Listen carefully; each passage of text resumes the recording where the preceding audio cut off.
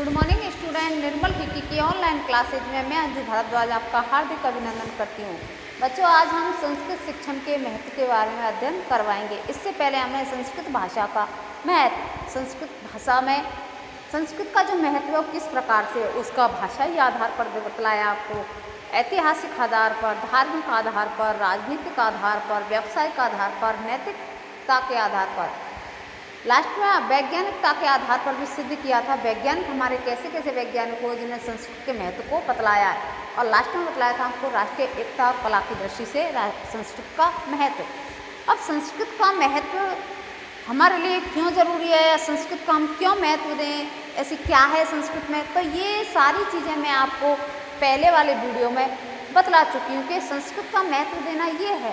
धार्मिकता के आधार पर हम संस्कृत को महत्व इस प्रकार से देते हैं। हमारे वेद पुराण जो सारी चीज़ें हैं वो संस्कृत में ही है, और उनमें जो सारी शिक्षा की चीज़ें जो लिखी है, नैतिक व्यवहार की जो चीज़ें लिखी है, जो सारा आधुनिक काल में जो कार्य हो रहा है वो पहले ही लिख चुका है। वो कौन सी भाषा के अनुसार? संस्कृत भाषा के द्वारा ही। उसी प्रकार से हम राजनीतिक को ले ले तो राजनीतिक के लिए भी संस्कृत भाषा ही महत्वपूर्ण मानी जाती। विज्ञान ने जो प्रोग्रेस किया, विज्ञान की जो सारी क्रियाकलाप हैं वो संस्कृत भाषा में पहले ही लिखी जा चुकी है। जैसे भास्कराचार्य, बराहमिर, श्रीगुप्त या श्रीपति, उधर आप ले लीजिए बोधायन का सूत्र, प्रमेय वगैरह, रेखागणित और गणित में उधर आप ले लीजिए नागार्जुन को रसायन रस सूत्र के सिद्धांत के द्वारा, उधर आप ले लीजिए जो शून्य दशमलव, ये भी भारतीयों की कल्पना है, उधर आप ले लीजिए जैसे विज्ञान के क्षेत्र में बहुत सारी जो क्रियाकलाप हैं वो की हैं। अब उसी प्रकार से उसके बाद हम आपको अब राष्ट्रीय एकता में भी आपको बतलाया था कि विभिन्न भाषाभाषी होने के कारण भी हमारा देश आज भी एक है। उत्तर में कुछ है तो दक्षिण में कुछ, होने को तो कहीं पर भी भारत, पर हम कौन है? केवल भारतीय हैं। उसी प्रकार से संस्कृत शिक्षण का क्यों महत्व है हमारे लिए, संस्कृत शिक्षण का महत्व किस कारण से है, तो हम इसका महत्व के बारे में नंबर 1 बतलाते हैं। सांस्कृतिक दृष्टिकोण नंबर 1 है इसमें, सांस्कृतिक दृष्टिकोण।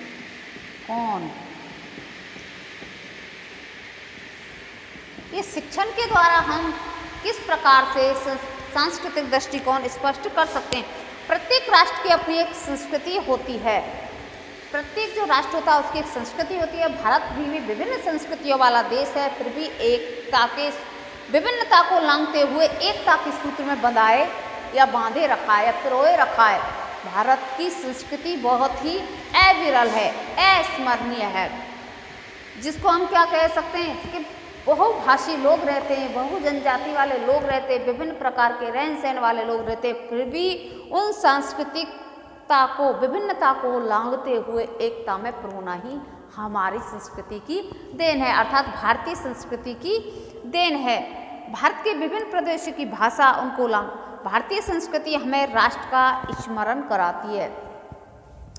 भारतीय जो संस्कृति है वो हमें अपने राष्ट्र का स्मरण कराती है, और जो संस्कृत शिक्षण है ये हमें संस्कृति को अध्ययन करवाने में हमारा योगदान देती है। अब जैसे सांस्कृतिक बात हम ले लें तो ऐतिहासिक रूप से ले लेते हैं, तो इतिहास से संबंधित जितनी भी घटनाएं घटित हो रही हैं वो हमें संस्कृत भाषा में देखने को मिलती है। जैसे किसी ग्रंथ का ले लीजिए, मेघदूत का वर्णन आप लोगे तो मेघदूत में पूरे भारत का वर्णन लिखाया गया है। उसका प्राकृतिक चित्रण ले लीजिए, उसका मनोरम दृश्य ले लीजिए प्रकृति का, उधर पहाड़ और पर्वतों का, और जो नदियों का क्षेत्र है उसके बारे में ले लीजिए, और जो जिधर होकर जो मेघ आया, जो काल्पनिक रचना तो की है परंतु वो एक मनोरम दृश्य है, एक दृश्यता के रूप में ये निर्जीवता को सजीवता बनाए हुए हैं उस मेघदूत के द्वारा।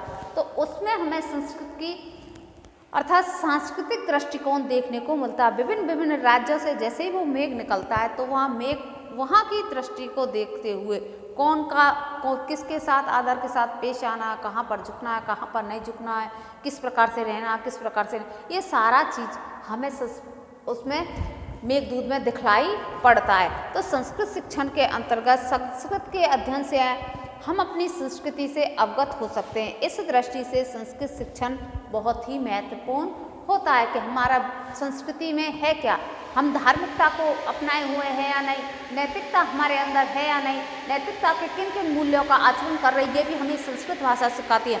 कहते हैं ना अतिथि देवो भव, ये संस्कृत भाषा, वसुदेव कुटुम्बकम, ये भी संस्कृत भाषा, उधर विश्व बंधुत्व की भावना, ये भी संस्कृत भाषा से सीखी जाती है। उधर हम देखें तो हमारे इतिहास संबंधित जितनी भी चीज़ें हुई हैं, इतिहास के बारे में हम देखें जैसे वेदों की रचना को भी, पुराणों की, उससे भी सांस्कृतिक दृष्टिकोण का पता चलता है, उस समय की हमारी संस्कृति, रहन सहन, खान पान किस प्रकार का था। तो संस्कृत शिक्षण के अध्ययन से हमें अपनी संस्कृति का बोध होता है। इसके बाद अगला जो पॉइंट है उसमें वह है साहित्यिक दृष्टिकोण। नंबर 2 है साहित्यिक दृष्टिकोण। अब साहित्यिक दृष्टिकोण में तो संस्कृत का अथाह भंडार है, संस्कृत शिक्षण के अंतर्गत इसका साहित्य का तो अथाह भंडार है। संस्कृत साहित्य लक्षण तथा लक्ष्य ग्रंथों की निधि है। मैंने बताने संस्कृत साहित्य लक्षण तथा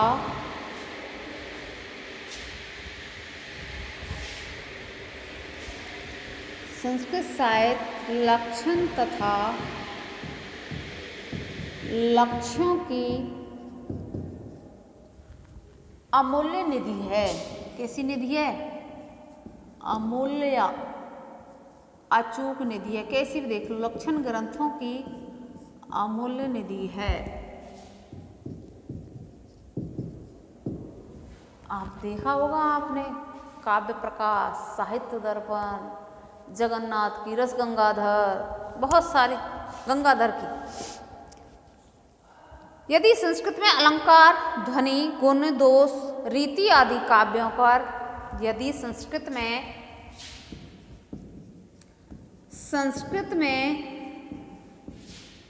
अलंकार, गुण, दोष, ध्वनि, गुण, दोष, ध्वनि, संस्कृत में गुण, दोष, ध्वनि, रीति आदि काव्य विषयों पर लक्षण ग्रंथ उपलब्ध हैं तो आदि काव्य विषयों पर लक्षण ग्रंथ उपलब्ध हैं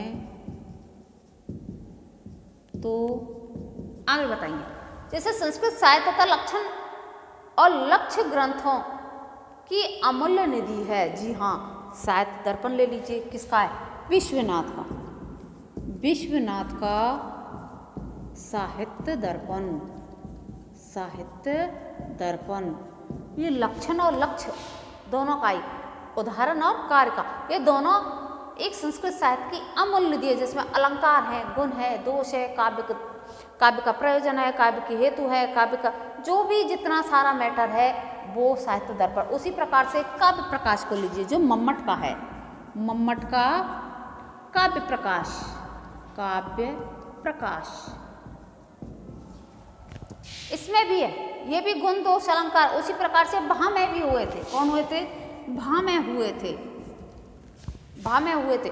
उधर आनंदवर्धन, ध्वनि आनंद वर्धन, इधर आनंदवर्धन, क्षेमेंद्र ले लीजिए, क्षेमेंद्र, मम्मट हो गए, क्षेमेंद्र हो गए, आनंदवर्धन हो गए। उधर रस का जगन्नाथ, जगन्नाथ को ले लीजिए। तो बहुत सारे हमारे गुण, दोष, ध्वनि काव्यों पर विषय लक्षण बहुत सारे ऐसे हमारे कौन हैं, हमारे जो लेखक हैं, जो कवि हैं, जो विद्वान हैं, उन्होंने अपनी रचनाएं संस्कृत की देन को बहुत ही अमूल्य निधि प्रदान की है। ये हमारे लक्षण ग्रंथों से पता चलता है। तो लक्षण ग्रंथों में उपलब्ध होता है, तो उसके बाद इसमें महाकाव्य भी इसमें जुड़े हुए हैं।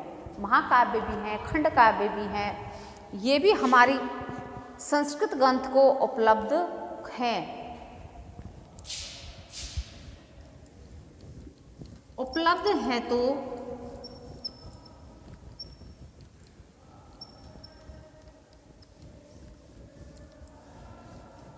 ये क्या हो गए? लक्षण ग्रंथ। उसी प्रकार से इसमें आगे देखें, उपलब्ध है तो महाकाव्य, खंडकाव्य, गुण दोष लक्षण उपलब्ध है तो महाकाव्य, खंडकाव्य, महाकाव्य हो गया, खंडकाव्य हो गया, उधर गीति काव्य, नीति काव्य, नाटक, कथा, गीति काव्य, नीति काव्य, नाटक, कथा आदि ग्रंथ संस्कृत में उपलब्ध हैं। अब जैसे महाकाव्य को ही ले लीजिए, आप महाकाव्य को ले लीजिए, कालिदास का महाकाव्य है। साहित्य के रूप में हम देखें तो संस्कृत शिक्षण की महत्वपूर्ण दृष्टिकोण से हमें संस्कृत से सारी चीज़ें मिलती हैं, इसलिए हमारा संस्कृत शिक्षण क्या महत्व है, संस्कृत शिक्षण का महत्व है। तो कालिदास का ले लीजिए आप रघुवंश और कुमार संभव, रघुवंश और कुमार संभवम, कुमार संभव, ये हमारे महाकाव्य। शिशुपाल उसका माघ का शिशुपाल, शिशुपाल, किरार्ता वार्वी का किरार्ता नुर्जुनियम, किरार्ता जूनियम। बहुत सारे ऐसे महाकाव्य हैं। उसी प्रकार से कालिदास का मेघदूत, ये क्या है? ये दोनों हैं, ये खंड काव्य भी है और गीति काव्य भी है। गीति काव्य, अगर आपसे कभी कंपटीशन की कोई एग्जाम दो, अगर आपसे पूछा जाए कि खंड काव्य ऑप्शन में हो, गीति काव्य दोनों हो, तो कौन सी ऐसी रचना है जो खंड काव्य है और गीति काव्य भी कही गई है? तो मेघदूत ऐसी रचना है जो खंड काव्य है और गीति काव्य के रूप में मानी गई है। कालिदास की ऐसे तो नाटक भी है। उधर कौन कौन से इसके नाटक हैं? नाटक के रूप में अगर हम बात करें, नीति काव्य देखें हम नीति काव्य, तो नीति काव्य के अंतर्गत नीति शतक जो किसका है? भर्तृहरि का, भर्तृहरि का। नाटक में देखें तो कालिदास का जो सर्वोत्कृष्ट है नाटकेशूरम, पढ़ा होगा ना आपने, तो ये है अभिज्ञान शाकुंतलम, अभिज्ञान शाकुंतलम, शाकुंतलम। और भी नाटक है, काफ़ी नाटक है। उस प्रकार से कथा ले लीजिए, कादम्बरी, बाणभट्ट की कादम्बरी, आख्यायिका, हर्षचरित। तो ये हमें संस्कृत शिक्षण में देखने को मिलते हैं। संस्कृत शिक्षण की बदौलत हमें संस्कृत ग्रंथों को पढ़ने का सौभाग्य मिला है। संस्कृत भाषा के साहित्य की विचारधारा एवं भारत की दृष्टि से आधुनिक भारतीय भाषाओं के साहित्य प्रभाव दृष्टिगोचर होता है। संस्कृत भाषा के साहित्य के अध्ययन से विद्यार्थी साहित्यिक आलोचना तथा साहित्यिक रसास्वादन कर सकते हैं। साहित्य को देखने पर पता चलता है जो आधुनिक काल का जो साहित्य है और विषयों का जो साहित्य है उसका प्रभाव, इनका प्रभाव उनके साहित्य पर देखने को मिलता है। तो साहित्य के जो संस्कृत को पढ़ने वाले जो विद्यार्थी हैं वो साहित्यिक आलोचनात्मक और साहित्यिक के रूप में रसास्वादन करने के लिए कर सकते हैं। इन साहित्यों को पढ़ने के लिए जैसे बतलाया ना मैंने, मेघे माघे गतम वयम, कालिदास का मेघदूत और माघ का क्या? शिशुपाल वध। इनको पढ़ने से उम्र ही व्यतीत हो जाती है परंतु इनका रसास्वादन पूरा नहीं होता। ये हमारा साहित्यिक दृष्टिकोण था। अगला जो दृष्टिकोण है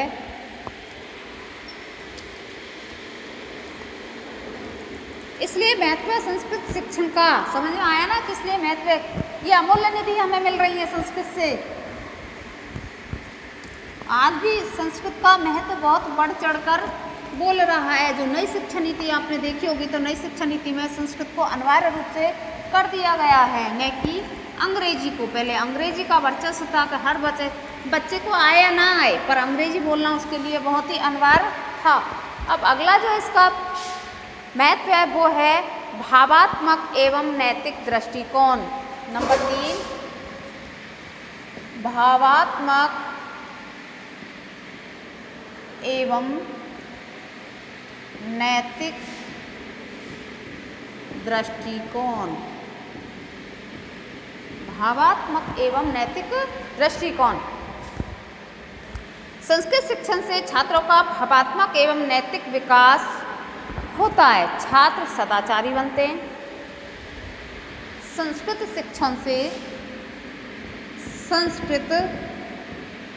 शिक्षण से छात्रों का भावात्मक एवं नैतिकता की ओर विद्यार्थी प्रेरित होता है। विद्यार्थी प्रेरित होता है किसके माध्यम से? संस्कृत शिक्षण के महत्व को देखते हुए, संस्कृत शिक्षण के दृष्टिकोण को देखते हुए। छात्र सदाचारी बनते हैं। छात्र क्या होते हैं? सदाचारी। सदाचारी बनना। कौन? छात्र।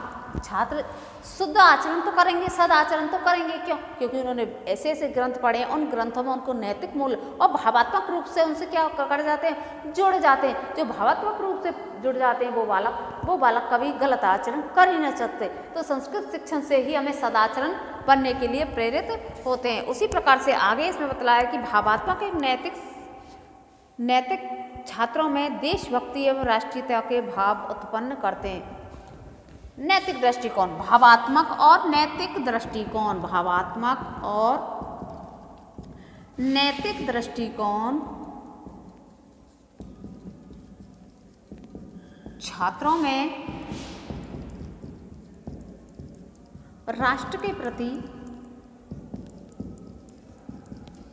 भाव उत्पन्न करना। राष्ट्र के प्रति भाव उत्पन्न करना। छात्रों में जब भावात्मक और नैतिकता के गुण आ जाते हैं तो देश के प्रति मर मिटने की उनमें जज्बा हो जाता है। देशभक्ति एवं राष्ट्रीयता की भावना उत्पन्न होती है।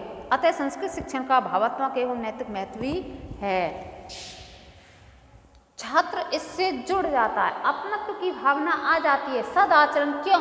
वो ऐसे ऐसे ग्रंथों का अध्ययन करते हैं, ऐसे ऐसे विचार उन्हें संस्कृत के द्वारा दिए जाते हैं कि आप गलत रास्ते नहीं जाइए, बड़ों का आदर कीजिए, सम्मान कीजिए, आपको अपने गुरुजनों से ये आचरण ले जाए, घर वालों के पैर छूजिए, जो किसी असहाय है, गरीब है, उसकी सहायता कीजिए। तो बालक का आचरण स्वतः ही जो गलत रास्ते पर जा रहा है वो नहीं जाएगा और वो वहीं थम जाएगा। तो उसका भावात्मक रूप से भावात्मक उसका दृष्टिकोण बढ़ जाएगा और वो एक दूसरे से संबंध स्थापित कर लेगा और नैतिकता के मूल्य को समझने लग जाएगा। तो संस्कृत शिक्षण में भावात्मक एवं नैतिक दृष्टिकोण का महत्व अत्यधिक लाभदायक सिद्ध होता है बालकों के लिए। अगला जो दृष्टिकोण है वह है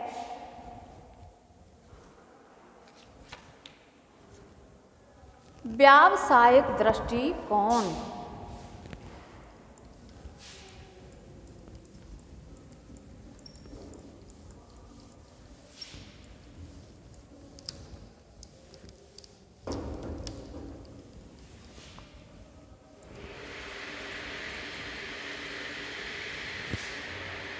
नंबर 4, व्यावसायिक दृष्टिकोण। व्यावसायिक दृष्टिकोण। आज के युग में अर्थकारी विद्या ही की प्रधानता है। प्राय कुछ छात्र संस्कृत के लिए उदासीन दिखाते हैं कि उन्हें इस भाषा का व्यावसायिक महत्व प्रतीत नहीं होता। ऐसी उनकी सोच अनुचित है। कैसी विद्या की प्रधानता है? अर्थकारी विद्या की प्रधानता। मैंने कहा ने संस्कृत को बीच में धूमिल सी कर दी गई है।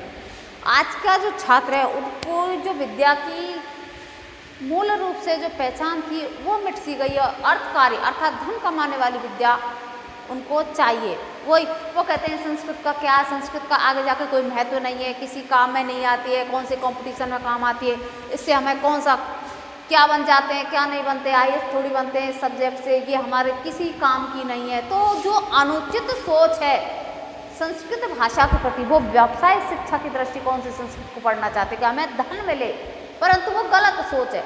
व्यावसायिक शिक्षा के अंतर्गत भी हमने आपको बतलाया है कि संस्कृत का कितना महत्व है, कितना व्यवसाय है। संस्कृत के ग्रंथों को पढ़कर या संस्कृत के जो कार्य हमने आपको बतलाया था, जैसे अगर ये बालक तो कहते हैं कि संस्कृत का कोई हमें महत्व नहीं है, तो ये उनका अनुचित भाव है। अनुचित रूप से आयुर्वेद को ले लीजिए, आयुर्वेद को, तो आयुर्वेद में किसमें, संस्कृत में ही है और भाषा में तो नहीं है। आयुर्वेद की जो रचना की थी, जो आयुर्वेद हमारा हुआ था, संस्कृत भाषा की ही देन है। वो आज व्यवसाय के रूप में खूब फलीभूत हो रहा है। आपको पता है बाबा रामदेव का जो चल रहा है, रामदेव बाबा ने वो आयुर्वेदिक ली है। पतंजलि की जो महाभारत से जो सारी चीज़ें ली वो आयुर्वेद की थी। तो ये संस्कृत भाषा के अनुचित है, ये व्यवसाय के लिए नहीं है। जी हाँ, ये गलत सोच है। जो विद्यार्थी गलत सोचते हैं कि ये हमारे किसी काम की नहीं है, तो ये हमारी बहुत काम की है। पहला था हमारा इसमें आयुर्वेद भी व्यवसाय शिक्षा में काम कर सकता है। उसी प्रकार से संगीत, मूर्तिकला और ज्योतिष। संगीत जो 7 स्वर निकले, सारागमा पाधानिसा, जो कृष्ण यजुर्वेद के जो गान हैं वो वहीं से तो उनका उद्भव हुआ है। सारे गामा धैवत रैवत जो 7 स्वर थे, षड्ज थे, वो संगीत का व्यवसाय आज जो हो रहा है वो किससे प्राप्त हुआ है, वो संस्कृत से ही प्राप्त हुआ है। जो लोग ऐसा कहते हैं वो बिल्कुल ही अनुचित है, या संस्कृत की महत्ता को वो जानते नहीं है कि संस्कृत की महत्ता क्या है। आगे हम देखते हैं इसमें मूर्तिकला और ज्योतिष। मूर्तिकला के रूप में भी संस्कृत का महत्व है। मूर्तिकला और ज्योतिष तो आज का आधुनिक काल की मेन चीज़ बन गई है। ज्योतिष, इसको कैसे भूल जा रहे हो, इससे तो लोग अपनी रोजी रोटी कमा रहे हैं, अपना पेट भर रहे हैं। हर कोई बैठ जाए, हाँ पंडित जी, ज्योतिषी जी, ये तो बहुत अच्छी काम की है, ये सब, इससे बड़ा व्यवसाय तो कोई है ही नहीं है। फिर लोग इसके प्रति अंधविश्वास ऐसा क्यों करते हैं कि संस्कृत हमारे व्यवसाय के दृष्टिकोण से अच्छी नहीं है, इससे हमारा व्यवसाय नहीं हो सकता। ये उनकी गलत सोच है। जो किसी भी पंडित के पास आइए, जो भी वो अपनी पत्री पंचांग वगैरह जो निकालेगा वो संस्कृत का ही होगा और वो ज्योतिष का ही होगा। तो ज्योतिष भी हमारी व्यवसाय शिक्षण में बहुत ही लाभदायक है। इन ज्योतिष शिक्षण आदि विषयों के ज्ञान के लिए संस्कृत भाषा के शिक्षण का भी महत्व है। इन सारी का ज्ञान लोगे, संगीत का लोगे, मूर्तिकला का लोगे, आयुर्वेद का लोगे, ज्योतिष का लोगे, नाट्य कला का लेगा, तो आप जो भी कलाओं का इनका भाग लोगे, इनको पढ़ने के लिए प्रेरित होगे, तो आपको संस्कृत तो पढ़नी ही पड़ेगी, संस्कृत भाषा तो आपको देखनी ही पड़ेगी। तो ये व्यवसाय के लिए अनुचित नहीं है, ये व्यवसाय के लिए उचित मानी गई है।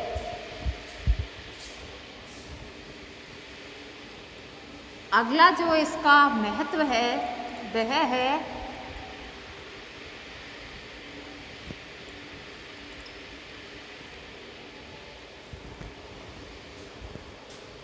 कलात्मक दृष्टिकोण।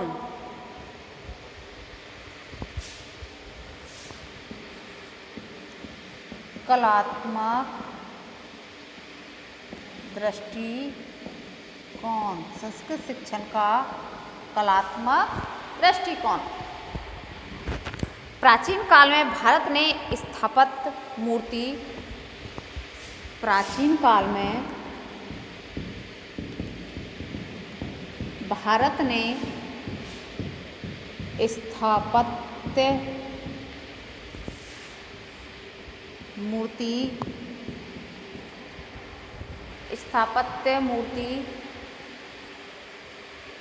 नृत्य, संगीत आदि कलाओं में,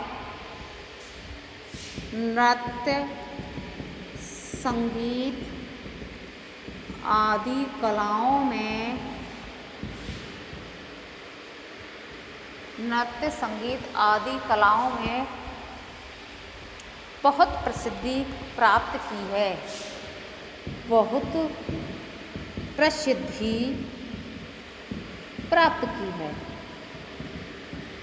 कहने का तात्पर्य कलात्मक दृष्टि से संस्कृत शिक्षण का क्या महत्व है। तो प्राचीन काल से ही भारत में स्थापत्य कला, जो हमारे लेख वगैरह जो लिखे गए वो किस में उत्कीर्ण है, वो संस्कृत भाषा में ही उत्कीर्ण है।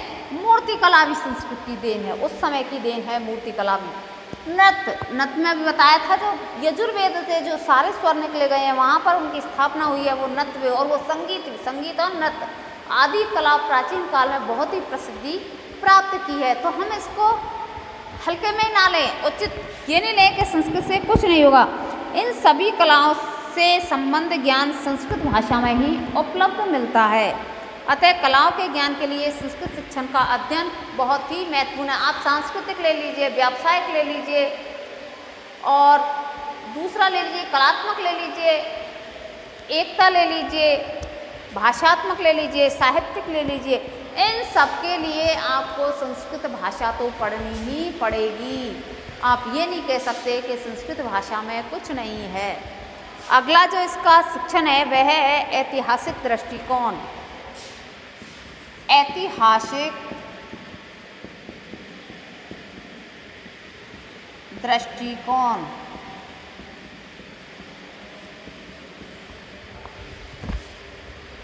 संस्कृत भाषा के साहित्य में प्राचीन इतिहास सन्निधि जैसे वेद, पुराण, उपनिषद, नाटक, वेद, पुराण, उपनिषद, नाटक आदि जो ग्रंथ हमें देखने को मिलते हैं प्राचीन काल के हैं, इतिहास से संबंधित तो हमें बताते हैं कि इसमें क्या है। इतिहास का हमें ज्ञान प्राप्त होता है। प्राचीन काल की जो हमारी संस्कृति थी, हमारा इतिहास था, हमारा कलात्मक दृष्टिकोण था, हमारा व्यावसायिक दृष्टिकोण था, इस सारी चीज़ों का वर्णन हमें इतिहास से ही प्राप्त होता है। उस इतिहास को पढ़ने के लिए हमें संस्कृत भाषा को तो पढ़ना ही पड़ेगा। तो संस्कृत भाषा और संस्कृत शिक्षण का महत्व ये बहुत ही प्रेरक प्रदान करता है। संस्कृत शिक्षण अधिगम से हमें प्राचीन भारत के सामाजिक और ऐतिहासिक जीवन की जानकारी प्राप्त होती है। उस समय वहाँ के समाज की स्थिति कैसी थी, वहाँ का रहन सहन कैसा था, वहाँ का खान पान कैसा था, वहाँ की जो जानकारी हमें इन सब चीज़ों से मिलती है। वेदों से, पुराणों से, उपनिषद, नाटक जो भी लेख रचित हुए हैं, इन सभी दृष्टिकोणों से संस्कृत का महत्व स्पष्ट होता है। संस्कृत भाषा का शिक्षण अधिगम न केवल छात्रों या व्यक्ति के हित में बल्कि समाज और राष्ट्र के हित में भी माना गया है। ये इनका महत्व, संस्कृत शिक्षण का महत्व अधिगम के लिए नहीं, छात्रों के लिए, व्यक्ति के लिए नहीं, और समाज और राष्ट्र के लिए भी इसका महत्वपूर्ण योग माना है। तो आज हमने आपको संस्कृत शिक्षण के अंतर्गत आपको संस्कृत के शिक्षण, इसकी सांस्कृतिक, साहित्यिक, भावात्मक, व्यावसायिक, कलात्मक और ऐतिहासिक दृष्टिकोण को बतलाया। जिससे संस्कृत भाषा जो व्यवसाय के रूप में अनुचित बतलाया है, ये मुझे थोड़ी गलत फील हुई कि बच्चे आज ऐसे सोचते हैं कि संस्कृत में कुछ नहीं है। तो ऐसा नहीं है, संस्कृत में सब कुछ है अगर आप करना चाहते हो तो संस्कृत शिक्षण के जो महत्व के बारे में बतलाया, आशा करती हूँ आपको ये टॉपिक समझ में आया होगा। धन्यवाद।